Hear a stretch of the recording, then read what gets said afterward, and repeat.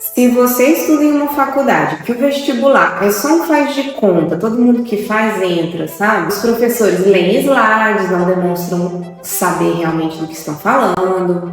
A prova é quase uma cópia da revisão, zero profundidade, zero conhecimento. Provavelmente você estuda em uma unisquina. E se você é pelo menos um pouquinho preocupado com o seu futuro, você já deve ter se perguntado, será que eu vou sair daqui preparado para atuar? E a resposta é, depende de você. E eu sei que você deve estar pensando assim, mas toda faculdade é assim, se você não estudar por fora, se você não revisar, se você não aprofundar, a faculdade te dá só uma base. eu não estou falando disso. Eu estou falando de conceitos, de teorias, de teóricos, que estudando em uma unisquina, pode ser que você nunca escute falar sobre eles em aula. É um estudo que você vai ter que descobrir, ir atrás de informações que eles não te deram nem mesmo a base. E podem acreditar, é nesse nível mesmo. E eu posso falar com propriedade, porque eu estou fazendo a minha segunda graduação. Eu sou formada em Direito há 10 anos e agora estou indo para o meu terceiro semestre de Psicologia. E lembrando que eu não estou falando de faculdades particulares, porque a primeira graduação que eu fiz foi em uma faculdade particular, que era excelente. E hoje eu estudo em uma outra faculdade particular, em outra cidade, porque eu não moro mais na cidade que eu morava, e que é uma unisquina. Mas muita calma nessa hora, não criemos pânico, porque se assim como eu, você não pode trocar de faculdade, porque se você puder, eu te aconselho do fundo do meu coração que você troque, eu vou te dar aqui algumas dicas, que é o que eu estou fazendo para me preparar e o que eu acredito que pode me ajudar e ajudar outras pessoas a ter uma melhor preparação, apesar da unisquina. Para começar, sabe aquela grade curricular que você recebe quando você se matricula no primeiro semestre? Ela mostra tudo que você vai estudar durante o curso todo. Você vai pegar aquela grade e vai jogar fora. Eu falo isso porque eu não sei se vocês sabem, mas aquela grade ela é quase toda escolhida e montada pela própria faculdade, pela coordenação ali do seu curso.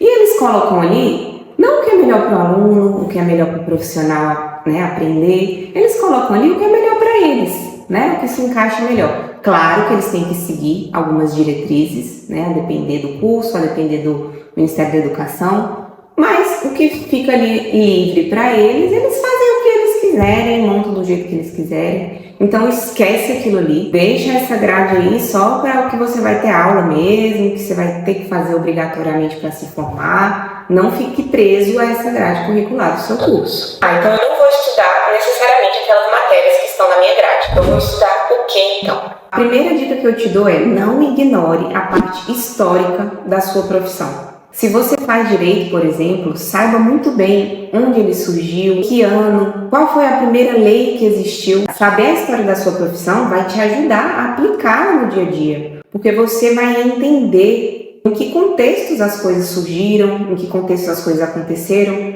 se isso se aplicaria hoje, se daria certo, se já não deu certo, por que não deu certo.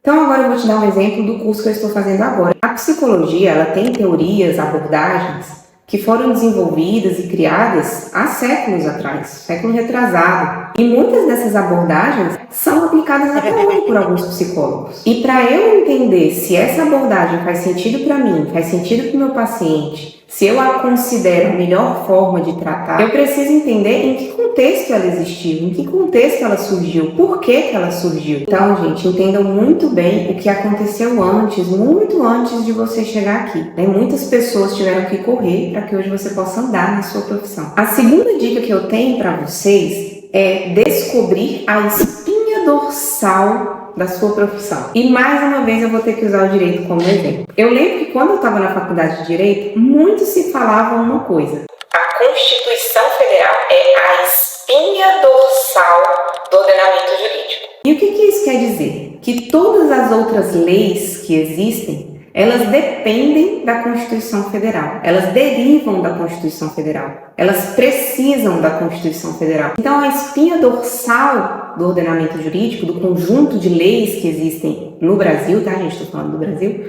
é a Constituição Federal. E eu acredito que todo curso tem uma espinha dorsal. Sempre vai ter alguma coisa que é o centro, que é o pilar daquilo que você está estudando. Então, por exemplo, engenharia, não sei, eu imagino que seja matemática, né? Tudo deriva ali da matemática, dos cálculos, dos números, porque sem a matemática, nada pararia em pé. A fisioterapia, por exemplo, eu acredito que o eixo central ali seja a anatomia, né? O corpo, os músculos, os tendões. No meu caso, da psicologia, eu considero, pelo menos, que a espinha dorsal é o desenvolvimento humano. A gente tem uma matéria na faculdade que se chama ciclo vital. E a gente estuda o desenvolvimento, né, de forma geral do ser humano, desde a concepção até a morte. E é dividido em 3 domínios: o desenvolvimento físico, o desenvolvimento cognitivo e o desenvolvimento psicossocial. Eu acredito que se você não entende como o ser humano se desenvolve, como deveria se desenvolver, é quase impossível você conseguir fazer uma análise interna desse sujeito. Porque o que nós somos internamente depende também do que nós somos biologicamente, do que nós somos fisicamente. Tudo está interligado. Então eu acho que, primeiramente, a coisa mais importante é você estudar e entender o desenvolvimento do ser humano. Essa, para mim, é a espinha dorsal da psicologia. Então, encontre a espinha dorsal do seu curso e a domine. Essa dica que eu vou te dar, ela parece um pouco óbvia, mas eu acho que o óbvio também precisa ser dito. Pesquise e descubra quais são as principais palavras-chave da sua profissão, do seu curso. Conceitos mesmo, temas, né? Mas eu coloco mais ali como conceitos. Pode ser até no Google mesmo, no ChatGPT, pesquisar quais são as palavras, tá, gente? Não estudar por lá, mas pesquisar quais são essas palavras. E aprenda muito bem sobre essas palavras. Saiba falar com propriedade. Se alguém chegar para você e te perguntar o que é tal coisa, você vai saber falar. E são essas palavras gerais, sabe? Que dão para toda a área específica que você for seguir dentro da sua profissão. E por falar em especialização, essa é a próxima dica que eu vou te dar. Desde a faculdade, já determine que área você quer seguir dentro da sua profissão, dentro do seu curso. Eu sei que isso é muito complicado, a gente muda muito em 5 anos, 4 anos, independente. Muitas pessoas entram muito novas na faculdade, foi o que aconteceu comigo, né, no direito. Eu, com 23 anos, já tinha OAB. E a gente muda muito a nossa cabeça nessa fase. Então é difícil, desde o início ou meio da faculdade, você já ter certeza do que você quer. Eu tenho 34 anos e ainda não tenho certeza do que eu quero. Mas se você conseguir perceber que tem alguma área ali que mais te prende, que você mais gosta, que muito provavelmente você vai se dedicar e atuar, domine desde já. Estude muito sobre ela, compre livros, faça cursos. Então não espere a sua Unisquina mostrar para você sobre esse tema. Não espere, porque pode ser que ela nem te mostre. Ou pode ser que ela te mostre errado. Sim, é possível. Não perca tempo. Vai atrás, já comece a entender como que é a atuação. Seja especialista antes mesmo de se formar. E quando a gente fala em ser um especialista desde já, entra também uma outra dica, que é não perca tempo com coisas inúteis. E quando eu falo inúteis, é inúteis para você. São coisas que estão dentro da sua grade, na sua Unisquina, e que você nunca vai usar na sua atuação profissional. Não perca tempo com elas. Vá lá nas aulas, aprenda ali o que o professor tem a dizer. Chegue em casa, dá uma pesquisada para ver se ele não está falando nada errado, porque, como eu disse, o risco é grande. E saiba ali o básico. Faça o seu melhor, tire uma nota boa, seja aprovado e pronto. Não fique preso nisso. E por que eu estou falando isso? Eu tenho essa insegurança, hoje bem melhor, mas tive por muito tempo, principalmente no direito. O direito é muito amplo, tem muitas leis. Por exemplo, criminal não é só o Código Penal, tem muitas e muitas outras leis. E eu não gostava de criminal, eu nunca estudei criminal. E muitas pessoas diziam, que meu primo foi preso, não sei o quê. Eu ficava, gente, eu preciso estudar criminal e saber criminal, porque eu vou passar vergonha. Igual eu falei, claro, você vai saber o básico, né? Até porque, igual eu falei daquelas palavras centrais ali, elas te ajudam a entender um pouco uma área que você não vai seguir, mas você não precisa saber tudo de tudo. Então, ficar estudando direito criminal era inútil para mim, se eu não ia atuar com isso, né? Eu tinha que saber ali uma base, mas eu não precisava me aprofundar naquilo. Então, não perca tempo com coisas inúteis para você, coisa que você não vai usar, que você não pretende atuar, que você não gosta. E se alguém te perguntar sobre isso, se você falar, por exemplo, eu sou psicóloga, e a pessoa quiser falar com você sobre psicanálise, e psicanálise não é a área que você segue, você não gosta, você só estudou ali na faculdade mesmo, sabe o que é, mas não sabe atuar com aquilo, você vai falar, olha, eu não posso te falar sobre isso, porque não é a minha área, eu não sou especialista nisso, na verdade eu me especializei nisso aqui, então eu não vou poder te ajudar. E pronto, fim. Então é isso, garanta sua boa nota ali na faculdade, saiba a base, o básico, né, disso que você não vai seguir. E tchau e benção. Pode ser controverso isso que eu tô falando, pode ser que muitas pessoas não vão concordar, mas eu acho que é perder tempo com coisa inútil. E a última dica que eu vou te dar, é a última, mas não é menos importante, é você estudar coisas que estão fora da sua profissão. Não é exatamente uma especialidade, não é exatamente a história da sua profissão, mas são coisas que você vai precisar na sua atuação e são coisas que você vai precisar para você se sentir preparado, se sentir seguro para atuar. Vou dar alguns exemplos aqui, mas são só alguns exemplos, vou tentar ser mais generalista daquilo que serve para toda a formação. O primeiro, eu imagino que vocês já devem saber, é português. Língua portuguesa. Não preciso entrar nem em muitos detalhes, né? Claro que você não vai entrar para a Academia Brasileira de Letras. Eu falo muito errado, eu tenho pavor de falas escritas erradas e mesmo assim falo muito errado, tenho consciência disso.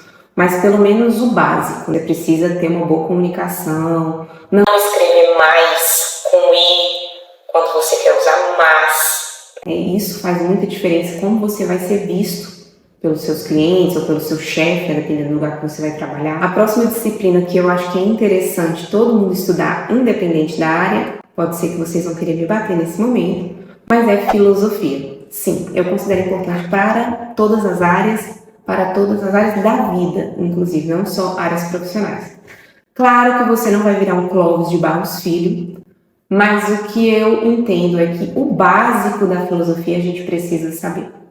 Porque estudar a filosofia e entender como os filósofos pensavam vai abrir a sua cabeça para o mundo. E não sei se vocês sabem, mas a filosofia ela é o berço de quase todas as ciências que existem. A psicologia nasceu da filosofia, o direito nasceu da filosofia, a matemática nasceu da filosofia.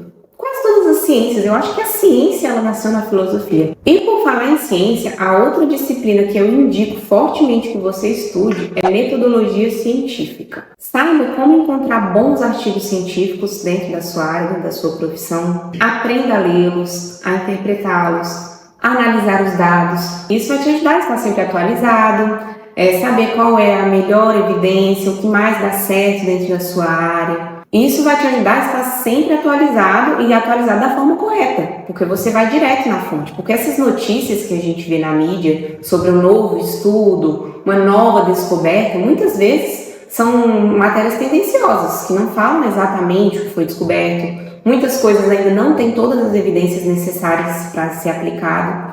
E a gente acaba ficando com essa informação errada. Então, você saber ir direto na fonte, buscar direto na fonte, estar sempre informado, vai te deixar mais seguro, vai atrair mais pessoas, mais olhares. E você também vai estar sempre à frente ali, né? Sempre vai estar bem informado, enfim. E percebam que essas 3 disciplinas que eu citei, todas estão em todas as grades curriculares de todos os cursos. Eu acho que é o MEC que obriga, né? Todo curso precisa ter uma disciplina de português, de filosofia, de metodologia científica. Mas por que eu destaquei elas aqui? Porque a gente não leva a sério. Principalmente nós que estudamos em uma esquina, não levamos a sério porque é sempre uma porcaria. A própria faculdade não leva isso a sério.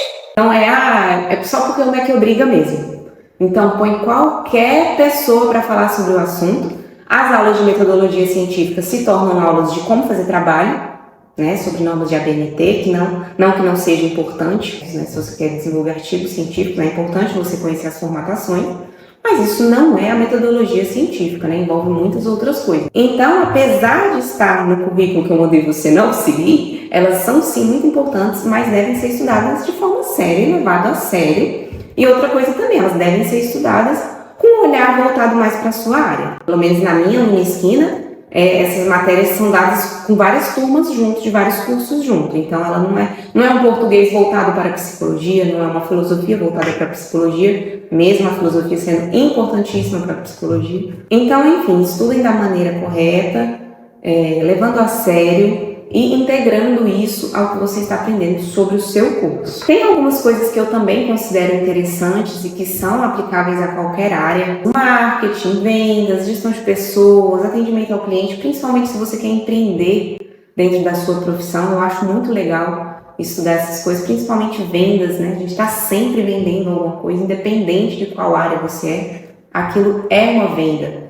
Você entender sobre venda é muito legal e vai te ajudar bastante. E aí tem outras disciplinas que vai depender do curso. Às vezes vai ser muito interessante e às vezes não. Eu quero muito aprender inglês, eu tenho uma base legal, fiz cursinho durante a minha infância, adolescência, mas não sou fluente, bem longe disso. Então eu quero aprofundar bastante em inglês, porque eu considero muito importante para a psicologia, porque hoje eu considero que os principais temas, os principais estudos são feitos nos Estados Unidos, são em inglês, e eu quero muito aprender até para poder falar também, viajar, né, fazer cursos fora. E essas são as estratégias que eu estou adotando aqui na minha rotina de estudos para poder me destacar, mesmo sendo uma estudante de uma Unisquina. Espero que eu tenha ajudado. Tenho certeza que tem outras estratégias também. Se você está lembrando de alguma, deixe aqui nos comentários. E eu quero trazer para vocês esse dia a dia mesmo dos meus estudos, como eu os faço. A intenção aqui é ajudar as pessoas a estudarem, a montarem, né, um cronograma de estudo, uma planilha de estudo, e ajudar as pessoas que, assim como eu, gostam de estudar, gostam de refletir, gostam de psicologia, gostam de leitura. Então eu estou aqui para falar sobre tudo isso que está dentro desse nicho gigante do mundo dos estudos e da psicologia. Muito obrigada!